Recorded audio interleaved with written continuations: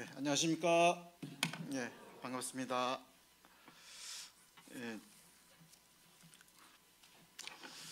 제가 좀 일찍 잡니다. 10시에 자서 아침에 조금 한 6시 반쯤 일어나는데 밤새 많은 일이 있었더라고요. 비상계엄 선포가 되고 또 해제가 되고 제가 정치적인 판단은 이 자리에서는 못 하겠는데 저희 아들이 불만이 많습니다. 이제 다음 주에 입대해야 되는데 입대할 때 이게 자꾸 비상이 걸리고 그러니까 불만이 굉장히 많습니다. 전민이가 태어났을 때 얘가 과연 군대를 갈까? 군대 전혀 안 갈 거라고 생각했습니다. 왜냐하면 20년 후에는 반드시 통일이 되고 징병제가 없어지고 모병제로 바뀔 거다 이렇게 생각을 했는데 가게 됐습니다. 이게 웬일이죠 이거? 희성이나 은호나 유준이나 은성이한테 좀 희망을 걸어 보겠습니다. 저희 아들이 과거에 급제해서 한양 가는 것도 아닌데 아주 물심양면 관심을 많이 가져 주셔가지고 너무 감사합니다. 이 자리를 빌어서 감사합니다. 너무 관심을 가져 주셔서 군대 생활 잘 못하면 안 될 것 같아요. 오늘 말씀 제목은 심는 이나 주는 이는 아무것도 아니로되, 이런 말씀으로 교제를 나누겠습니다. 말씀은 마태복음 16장 13에서 19절까지 말씀이고요. 고린도전서 몇 구절 같이 나누도록 하겠습니다. 본문 말씀을 한번 읽어보겠습니다. 같이 마태복음 16장 15, 16절 두 절만 다 같이 한 목소리로 읽어보겠습니다. 신약 27쪽에 나와 있습니다. 15, 16절 같이 읽겠습니다. 시작.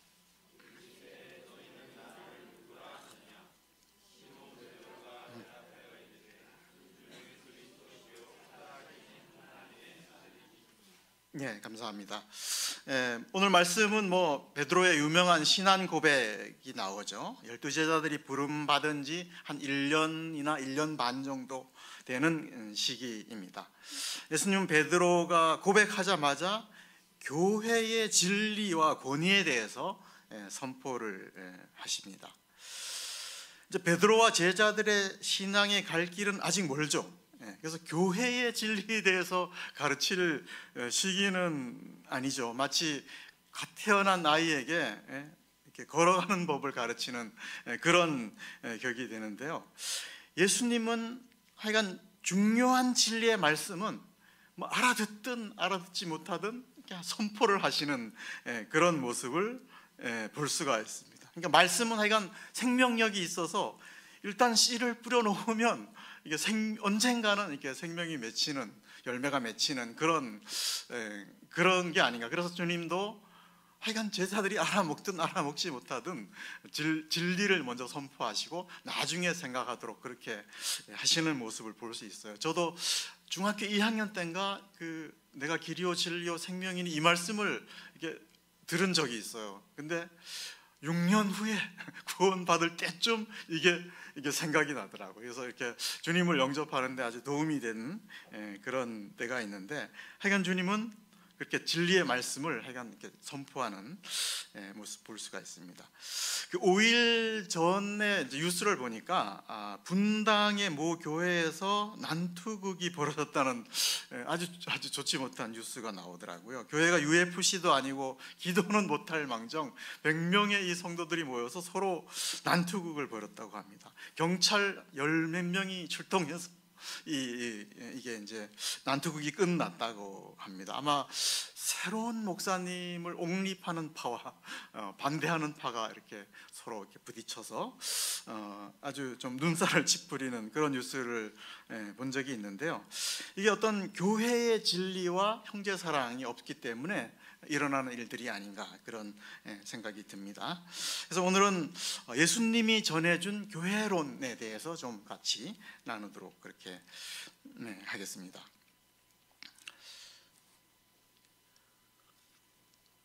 교회의 원어는 에클레시아고요. 세상과 구별된 무리라는 뜻이 있고, 또 영어로는 철치죠.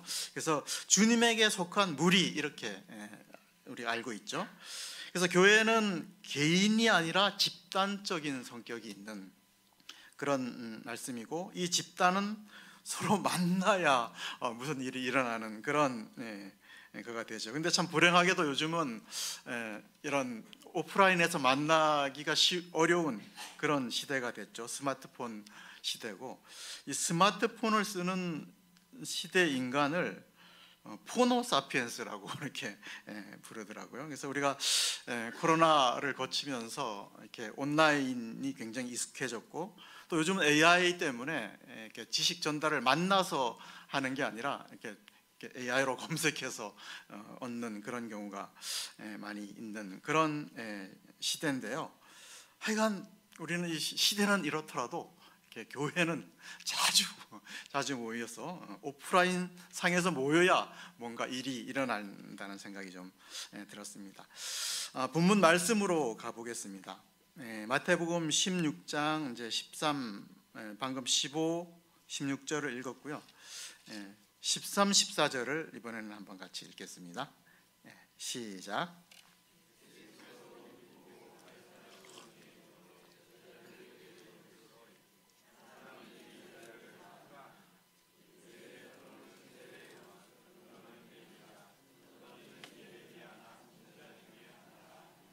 예, 감사합니다. 방금 읽은 대로 당시 일반 사람들은 예수님을 그저 능력이 많은 분으로 봤죠. 그래서 오늘날도 예수님을 슈퍼스타 J 이렇게 예수님을 보기도 하죠. 4대 성인 중 한 분으로 정도만 보죠. 4대 성인은 예수님, 석가모니, 공자, 소크라테스 이렇게 되죠. 그래서 지금도 예수님을 소크라테스급으로 보는 분들은 교회의 지체의 자격이 없는 거죠. 근데 베드로가 이제 읽은 대로 제대로 이제 대답을 했죠. 주는 그리스도시요 살아계신 하나님의 아들이시니이다 이렇게 대답을 했고, 그리스도는 우리가 잘 알듯이 왕, 제사장, 구원자라는 그런 뜻이 있고요. 또 예수님이 하나님의 아들이란 고백은 예수님 이퀄 하나님이다 그런 고백입니다. 그러니까 예수님이 곧 하나님과 동등한 분이라고 이제 고백을 했습니다. 그래서 예수님은 이 고백이 얼마나 놀라운 고백인지를 이제 17절부터 인식을 시키죠. 17절은 제가 한번 읽겠습니다. 바요나 시몬아, 내가 복이 있도다. 이를 내게 알게 하니는 혈육이 아니요 하늘에 계신 내 아버지시니라 이렇게 말씀하셨죠. 그래서 바요나에서 바는 아람어로 아들이라는 뜻이고요. 요나는 요한입니다. 그러니까 요한의 아들 시몬이라는 그런 뜻이고요. 본문의 혈육은 인간적인 지혜나 지식이나 인간의 노력을 말합니다. 그러니까 베드로의 이 신앙 고백은 자기가 잘나서 한 게 아니고요, 하나님의 계시가 있었기 때문에 이런 고백을 할 수 있었다 이렇게 말씀을 하고 있고, 그래서 자랑할 게 없다는 거죠. 또 구원은 또 하나님의 일방적인 선물이라는 것을 알 수가 있죠. 그래서 예수님을 우리도 시험 봐서 된 거 아니잖아요. 또 책 읽거나 내가 착해서 된 게 아니라, 어쨌든 하나님의 계시가 있어야 이런 고백을 할 수 있다라고 예수님께서는 이렇게 말씀을 하시죠. 그러니까 인간이 아무리 열심을 내도 하늘에서 그 사람의 영적인 눈을 열어주지 않으면 안 되는 거죠. 혈육으로는 안 됩니다. 그러니까 복음 역사는 사람의 땀과 노력으로는 안 되는 거죠. 하나님께서 어쨌든 열어주셔야 되는 역사라는 것을 우리가 다시 한번 생각을 할 수가 있고요. 그래서 이제 베드로는 정말 복받았다 이렇게 복받았다 이렇게 말씀을 하시죠.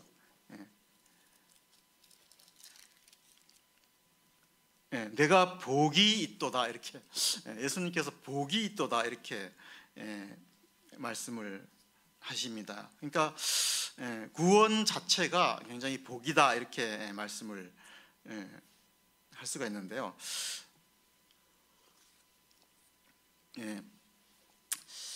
복에 대해서 좀 묵상을 좀 해봤습니다. 그래서 성경에서 말하는 복은 우리가 생각하는 무병장수, 부자가 되세요. 뭐 이런 게 아니죠. 예.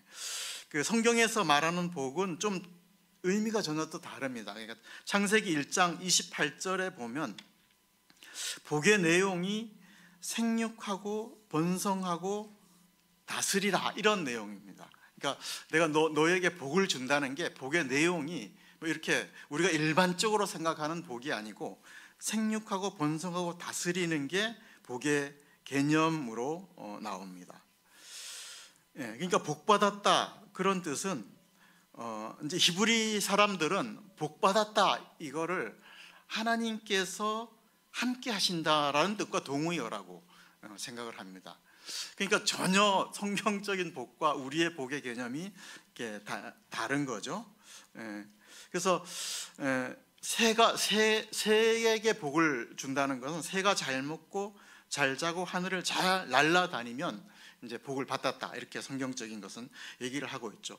그래서 우리가 산상수훈에서 복 있는 애통하는 자는 복이 있다 이렇게 복에 대해서 굉장히 얘기를 하는데 우리가 잘 이해를 할 수 없는 것은 이렇게 복의 개념이 다르기 때문에 그렇게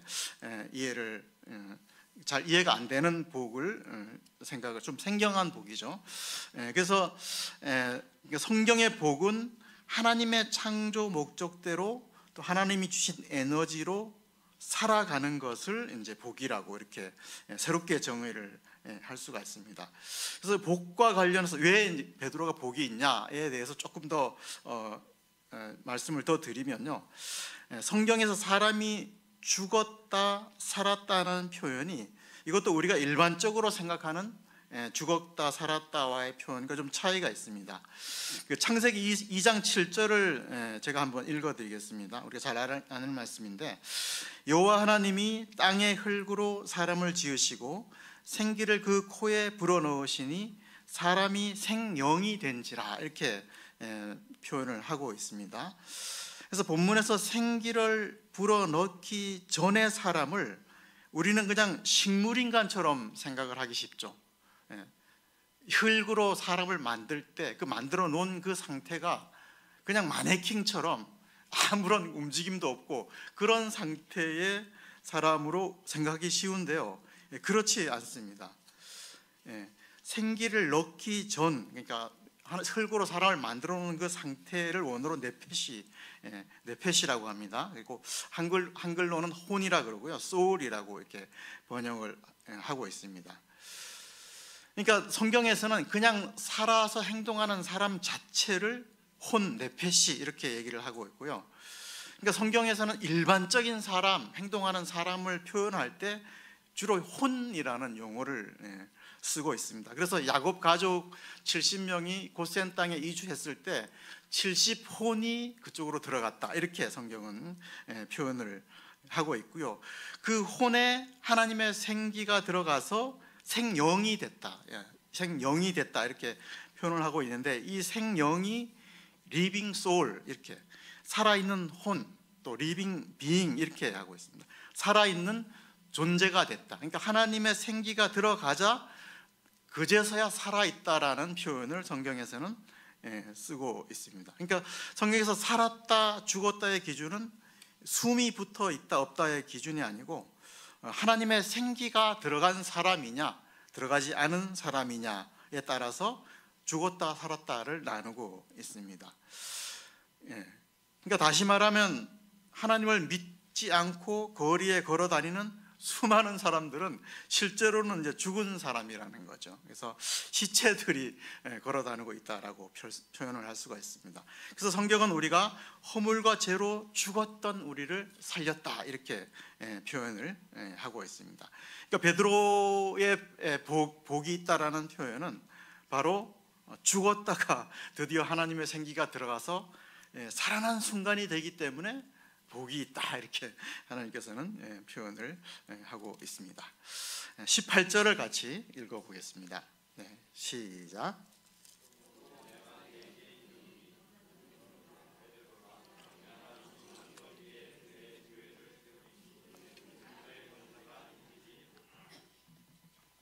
본문은 베드로를 신격화하는 말씀처럼 보이잖아요. 근데 아닙니다. 문법을 이렇게 따져보니까요, 너는 베드로라 내가 이 반석 위에 할 때 앞쪽에 베드로는 남성형 고유명사고요, 뒤에 있는 반석은 여성형 일반 명사라고 합니다. 그러니까 앞뒤에 있는 격이 서로 안 맞는 거죠. 그러니까 뒤에 있는 반석은 윗절에 있는 16절을 받는다고 합니다. 주는 그리스도요 살아계신 하나님의 아들이라는 고백을 받는다고 합니다. 그러니까 교회를 그 베드로 위에 세운다는 의미가 아니라 베드로의 그 신앙 고백 위에 교회를 세우겠다 이렇게 말씀을 하고 있고, 그 베드로 말고도 베드로와 동일한 신앙 고백을 하는 모든 사람들 위에 하나님께서는 교회를 세우겠다 이렇게 말씀을 하고 있습니다. 본문 18절 하반절을 보면요, 교회는 음부의 권세가 또 이기지 못한다고 하고 있습니다. 음부의 권세는 사단과 사망의 권세를 말하고 있고, 그러니까 교회는 악의 힘, 사망의 권세도 좌지우지 못한다 그런 말씀이고, 그 이유가 또 18절에 보시면 내 교회라고 하고 있죠. 그러니까 교회는 예수님의 교회고 소유권이 예수님의 소유권이라고 할 수 있습니다.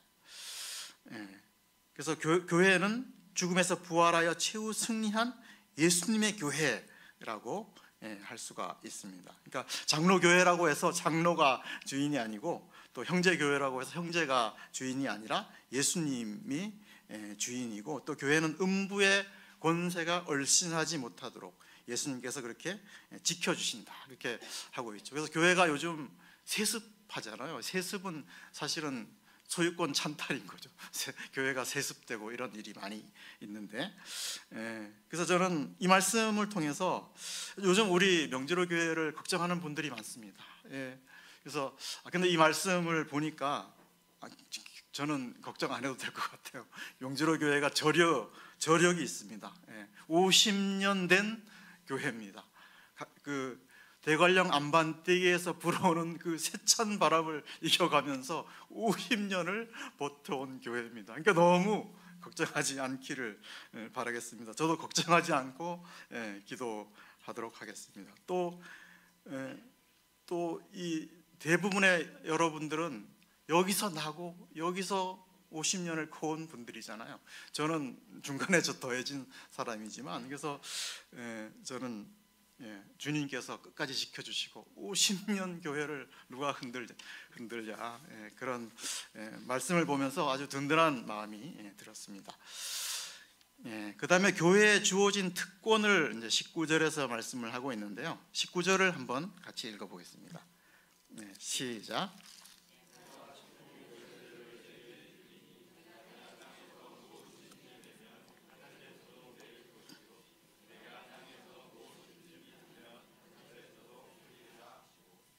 천국의 열쇠가 교회에 주어진다 이렇게 말씀을 하고 있죠.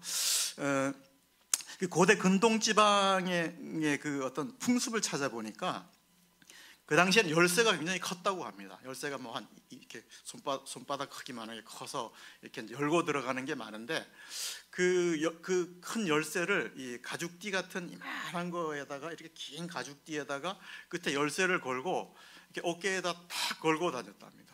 이렇게. 그래서 그 열쇠를 보면 그 열쇠가 많을수록 그 사람은 부와 권력이 많은 사람이었죠. 그래서 막 한 개 들고 다니는 사람이 있는데, 막 어떤 사람 5개씩 막 이렇게 딱 들고 다니는 경우가 많았고, 저희도 뭐 옛날에는 뭐 열쇠 많은 거 가지고 좀 뭐 이렇게 그런 걸 자랑했었죠. 뭐 차 열쇠, 아파트 열쇠, 별장 열쇠, 외국 별장 열쇠. 이 열쇠가 많으면 요즘은 디지털 도어로 돼 있어가지고 열쇠가 없어졌죠. 그래서 비밀번호가 많으면 좀 그런 사람이죠. 여담입니다만 제가 얼마 전은 아니에요. 좀 오래됐는데 제 아파트 앞에 문 앞에 갔는데 비밀번호가 생각이 안 나는 거예요. 아무리 한 4번 삑삑삑 거리다가 아들한테 전화해서 열어달라고 해서 그런 적이 있는데요. 열쇠 많은 게 부럽습니까? 천국의 열쇠를 가지고 있습니다. 나중에는 10골의 열쇠까지도 저희가 주어 줬는데요. 열쇠로 무엇을 하는지 주님께서 말씀하시죠. 내가 땅에서 무엇인지 매면 하늘에서도 매일 것이요 내가 땅에서 무엇인지 풀면 하늘에서도 풀리리라. 매다는 것은 금지한다는 걸 말하고요, 풀다는 것은 허락한다는 것을 말합니다. 그러니까 땅에서 무엇을 금지하면 하늘에서도 금지를 인정하게 되고, 땅에서도 허락하면 하늘에서도 허락한다. 그만한 교회가 권위가 있다, 그런 뜻이고요.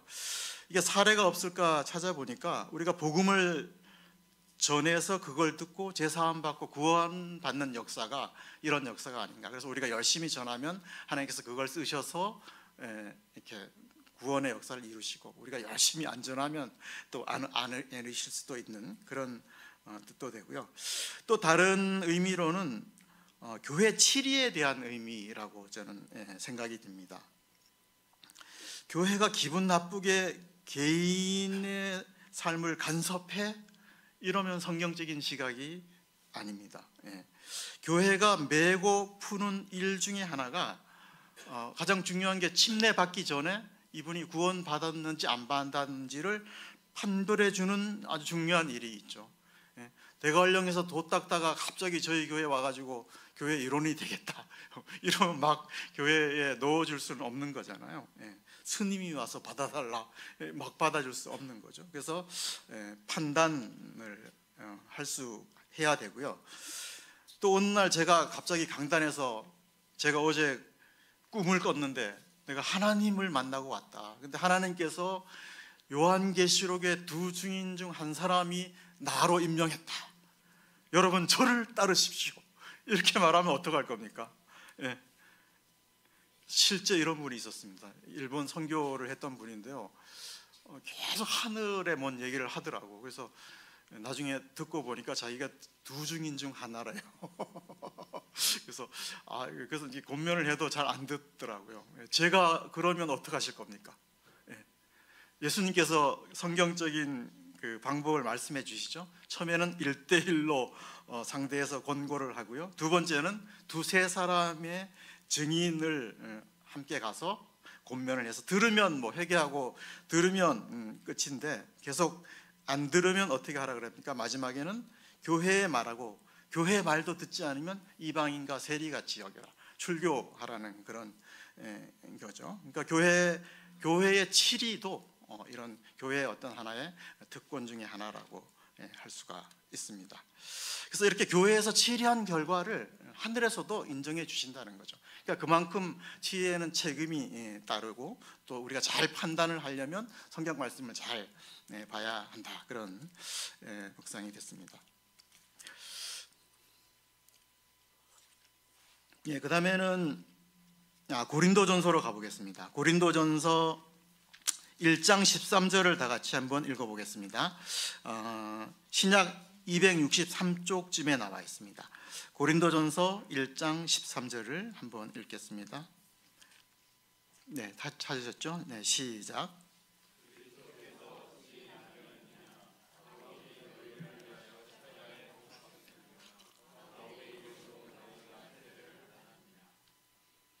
그 다음에 넘어가서 3장 6, 7절을 또 한번 읽어보겠습니다.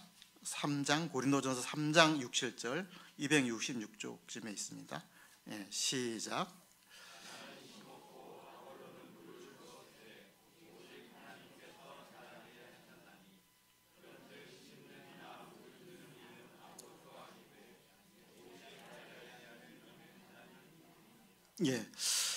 끝으로 이제 고린도 교회에서 복음의 씨를 열심히 뿌린 사도 바울의 자세에 대해서 공부를 하고 말씀을 정리할까 하는데요. 우리가 잘 알듯이 고린도는 분파가 있었죠. 그래서 베드로파, 아볼로파, 바울파, 정통 그리스도파, 이렇게 네 개의 파가 나뉘어서 이제 의견 대립이 많았는데요. 사도 바울은 이런 분파 문제를 뭐라고 합니까?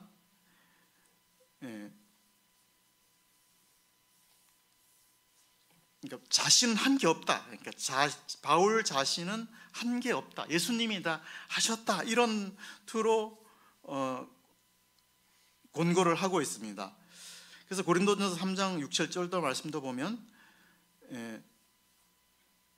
심는 이나 물 주는 이는 아무것도 아니다. 오직 자라게 하시는 분은 하나님이시다. 이렇게 말씀하고 있습니다. 오늘 말씀 제목이 아무것도 아니다. 그게 이제 오늘 말씀인데, 그래서 저는 식물을 자라게 하는 과정이 얼마나 복잡하면 이게 뿌리고 물 주는 게 아무 일도 아닌가, 그거를 한번 묵상을 해봤어요. 그래서 그 식물을 크게 하는 가장 중요한 게 포도당을 만드는 일이더라고요. 근데 이 포도당이 어떻게 만들어지냐면 식물의 광합성을 통해서 만들어집니다. 그래서 포도당의 화학식을 보니까 탄소 6개, 수소 12개, 산소 6개고요. 이게 만들어지려면 이산화탄소 6개와 물 6개가 합쳐져야 됩니다. 그 과정에서 산소 6개가 공중으로 사라집니다. 이게 어떻게 배출을 하게 되냐면 태양빛을 식물이 이용을 합니다. 태양빛을 다 쓰는 게 아니라 가시광선 중에 청색과 적색만 씁니다. 엽록소에서 이 빛을 흡수를 해서 청색과 적색은 흡수를 하고 초록색 빛은 반사하기 때문에 나뭇잎이 초록색으로 보입니다. 식물이 자라는데 뿌리도 아주 절대적인 역할을 하죠. 뿌리는 물과 미네랄을 흡수하고요, 당분과 전분을 저장합니다. 땅에서 싹을 틔우려면 적당한 온도와 습도와 양분이 있어야 합니다. 무슨 뜻인지 아시겠습니까? 모르시죠? 모르라고 이렇게 얘기를 한 겁니다. 이거 다 쓰려면 책 10권은 필요합니다. 모르시라고 말씀을 드렸습니다. 그러니까 자라는 과정이 얼마나 복잡하면 10권 이상 필요한 거예요. 그러니까 사람이 식물이 자라는 과정에서 할 수 있는 한 거는 아무것도 없는 겁니다. 이걸 교회에 적용해 보겠습니다. 교회가 영적으로 성장하고 자라는 것도 마찬가지입니다. 모두 하나님이 하시는 일입니다. 바울과 아볼로의 역할은 아무것도 한 게 없습니다. 이게 예수님이 요구하는 무익한 종의 자세입니다. 아무것도 아니다. I'm nothing입니다. 나는 something이 아닙니다. 그저 나는 하나님이 자라게 하시는 역사에 걸림돌만 안 되었으면 다행인 것입니다. 사도 바울이 두란노 서원에서 2년을 가르쳤다고 하잖아요. 근데 하루에 5시간 정도는 가르쳤다고 합니다. 그러면 총 2년이면 3650시간이고 이걸 주일로 따지면 68년간 매주 한 번도 안 빠지고 가르친 역사입니다. 이렇게 했는데도 이게 하나님 앞에서는 나는 아무것도 아니다, 그런 고백을 하고 있는 것입니다. 그래서 우리도 이런 자세를 갖는다면 남을 판단할 이유가 없죠. 뭐 내세울 게 없으니까 판단할 겨를도 없고. 그래서 우리도 이런 자세로 교회를 잘 섬길 수 있기를 기도하면서 제 메시지는 여기서 줄이도록 하겠습니다. 기도하겠습니다. 아버지 하나님, 우리의 영적인 눈을 뜨게 하시고 또 예수님을 그리스도요 하나님의 아들로 고백케 하심을 인해서 감사를 드립니다. 특별히 교회의 지체로 불러주시고 또 하나님의 일에 동참케 하는 은혜를 주셔서 감사를 드립니다. 우리가 주님 앞에서는 아무것도 아닌 참 무익한 종의 자세를 가지고 교회를 섬길 수 있게 인도하여 주시옵소서. 또 세상 끝날까지 주님께서 몸된 교회를 지켜주시고 또 인도하실 줄을 믿고 감사를 드립니다. 모든 것을 감사드리올 때 예수님의 이름으로 기도하였습니다. 아멘. 네, 감사합니다.